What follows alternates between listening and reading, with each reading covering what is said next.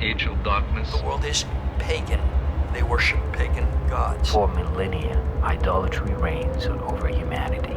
Abraham, called Ibrahim by Muslims, patriarch of Judaism, Christianity, and Islam, and a believer in the one true God, takes his family and followers south. Abraham moves to the promised land. Abraham fathers two sons, one by a wife, the other by a slave. Isaac is the Jewish chain. Ishmael is the Arab world. For the next 3,000 years, these two branches battle. Drought and famine spread throughout the region. And so the Jews migrate south to the Nile River basin. Legend has them enslaved for the next 400 years. Then comes Moses. Moshe leads the Jews out of Egypt. For the next several hundred years, Jerusalem becomes the center of Jewish culture. Beginning in 700 BC, the first in a long series of invaders sacks Jerusalem. Then the Assyrians invade. Syria comes in, followed by the Babylonians, who in turn are defeated by the Persians. The Persians are then destroyed by Alexander the Great. the kingdom is conquered. There is a civil war. The Jewish temple is destroyed. Eventually, they rebuild. Jesus is born. He has a book that is called the Gospel. Rome feels threatened. They renamed the region Palestine. They created Palestine. Roman authorities dispersed the area's Jews across the Middle East and Europe. Rome governs with a heavy hand. In the 6th century, Muhammad is born in Mecca.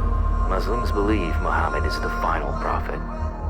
He founds a new religion called submission.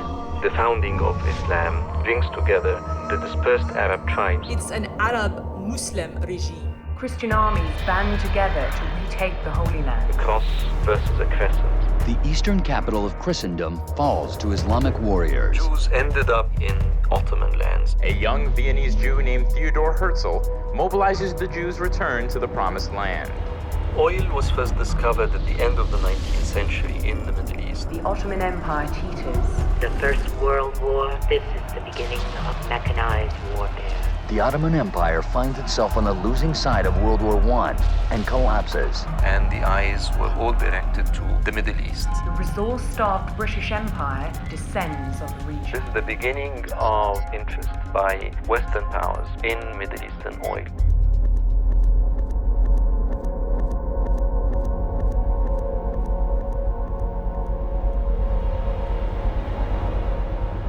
It is my attitude that the American government couldn't stand idly by while the victims of Hitler's madness were not allowed to build new lives. The 14th of May 1948, the last day of the British Mandate. In the wake of World War II, the United Nations authorizes the creation of a Jewish homeland.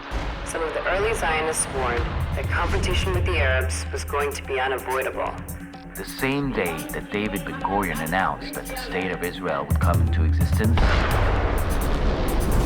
5 Arab states invaded. On the 5th of June, 1967, Israel launched an attack against Egypt. 1967, Israel launches a preemptive strike against its Arab neighbors in an attempt to preserve its security. Israel seizes the West Bank, the Golan, and the Sinai.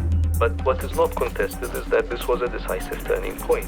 On Judaism's holiest day, a coalition of Arab nations launched a surprise attack against Israel. America's support of Israel ignites the oil crisis. And the United States is forced to focus its attention on the crisis in the Middle East.